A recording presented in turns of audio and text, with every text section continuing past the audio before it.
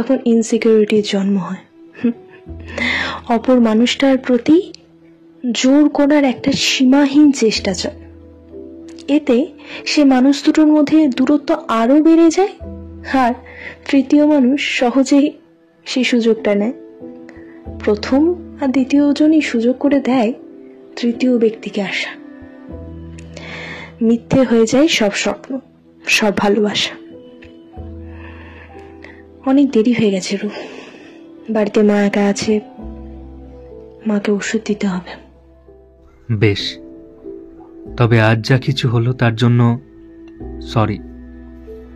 তবে তুমি যদি আমায় নিজের পাশে কোনো দিনও না চাও, তাহলে আমি তোমায় কখনো আটকে রাখবো না, কোনোদিনও জোর করব না।